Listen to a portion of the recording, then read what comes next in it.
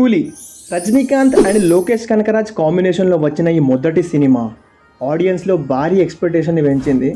మరి సినిమా ఎలా ఉంది, లోకి యూనివర్స్కి కనెక్ట్ చేస్తుందా లేదా చూద్దాం. అంతకంటే ముందు ఛానల్ కొత్తగా వచ్చుంటే సబ్స్క్రైబ్ చేసుకోండి. ఇక సినిమా విషయానికి వస్తే చాలా నెగిటివ్ రివ్యూస్ నడుస్తున్నాయి బాక్స్ ఆఫీస్ కాడ. బట్ అంత నెగిటివ్గా ఏం లేదు సినిమా. నాకైతే నచ్చింది. Okay, it's a watchable action drama. ఇక స్టోరీ విషయానికి వస్తే విశాఖపట్నంలో స్టార్ట్ అవుద్ది సినిమా. సైమన్ అనే వ్యక్తి కింగ్ పిన్ లాజిస్టిక్స్ అనే కంపెనీ పేరుతో పోర్ట్ని గవర్నమెంట్ దగ్గర లీజ్ తీసుకొని అక్కడ ఇల్లీగల్ పనులు చేస్తూ ఉంటారు. దేవా అలియాస్ రజనీకాంత్ ప్రాణ స్నేహితుడు అయిన రాజశేఖర్ అలియాస్ సత్యరాజ్ సడన్గా ఒకరోజు చనిపోతాడు. అసలు ఈ రాజశేఖర్ అండ్ సైమన్ గ్యాంగ్కి లింక్ ఏంటి, ఇంతకీ దేవా ఎవరు, దేవా ఫ్లాష్ బ్యాక్ ఏంటి అన్నది మిగతా సినిమా. ఇక ప్లస్ పాయింట్స్ వచ్చేసి రజనీకాంత్ గారి పర్ఫార్మెన్స్. ఈ ఏజ్లో కూడా అయిన ఎనర్జీ లెవెల్స్ అయినా మేనరిజం అయినా సూపర్ అని చెప్పచ్చు. రజనీ గారి ఫ్యాన్స్ సూపర్ ఎంజాయ్ చేస్తారు సినిమాని. దయాల్, ఈ క్యారెక్టర్ గురించి మనం ఎక్కువ ఎక్స్పెక్టేషన్ పెట్టుకొని వెళ్ళాం సినిమాకి, బట్ ఈ క్యారెక్టర్ గుర్తుండిపోతుంది. Dayal alias Soubin Shahir excellent performance చేశాడని చెప్పచ్చు.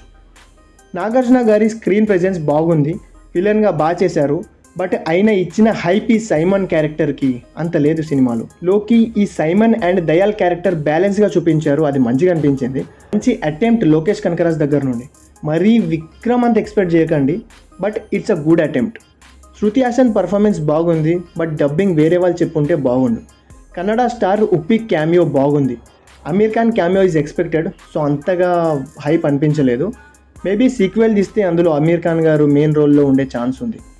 ఇక మైనస్ పాయింట్స్ వచ్చేసి లోకేష్ కనకరాజ్ రైటింగ్ బాగున్నప్పటికీ మంచి స్టార్ కాస్ట్ పెట్టినప్పుడు సాలిడ్ కంటెంట్ ఉంటే బాగుంటుంది. సెకండ్ హాఫ్లో రైటింగ్ కాస్త వీక్ అయింది అనిపించింది. అనిరుద్ధ్ బ్యాక్గ్రౌండ్ మ్యూజిక్ బాగుంది, బట్ ఒక్కటి మిస్ అయింది అనిపించింది. విక్రమ్ మూవీలో ప్రతి ఒక్క క్యారెక్టర్కి బీజిఎం స్కోర్ ఉంటుంది, ఈ సినిమాలో అది మిస్ అయింది. సైమన్కి ఒక గుర్తుండిపోయే మంచి బీజిఎం పడి ఉంటే బాగుండు. లోకి సైమన్ క్యారెక్టర్ గురించి ఇచ్చిన హైప్ లేదు సినిమాలో. మరి ఎడిటింగ్లో షార్ట్ చేశారా లేదా ఇదే రాసుకున్నారా తెలీదు. మేబీ అందుకే నాగార్జున గారు 6-7 times winner story. Simon character disappoint చేసింది. క్లైమాక్స్ ఫ్లాట్గా ఉంది. అప్పటిదాకా మంచి ఫ్లోలో వస్తుంది సినిమా, అక్కడ స్లో డౌన్ అవుద్ది. సైమన్ తమ్ముడు వస్తాడు, మేబీ విక్రమ్లో రోలెక్స్లా మంచి స్ట్రాంగ్ ఎండింగ్ ఉంటుంది అని ఎక్స్పెక్ట్ చేస్తాం, బట్ ఫ్లాట్గా ఉంది. ఓవరాల్గా ఫైనల్ వర్డిక్ట్ వచ్చేసి it's a watchable action drama, మంచి సినిమా. లోకి యూనివర్స్కి కనెక్ట్ చేయదు, సో అది ఎక్స్పెక్ట్ చేయకండి. నా రిక్వెస్ట్ ఒకటే, ఎక్స్పెక్టేషన్ పెట్టుకొని వెళ్ళకండి, ఎందుకంటే expectation will spoil the film. మరి ఫ్యామిలీతో కలిసి చూడొచ్చా అంటే యాక్షన్ సీన్స్ చాలా ఉన్నాయి సినిమాలో, పర్లేదంటే వెళ్ళొచ్చు. ఈ సినిమాకి నా రేటింగ్ వచ్చేసి 5కి 3. It's a watchable action drama. మరి మీ ఒపీనియన్ ఏంటో కామెంట్ ద్వారా తెలియజేయండి.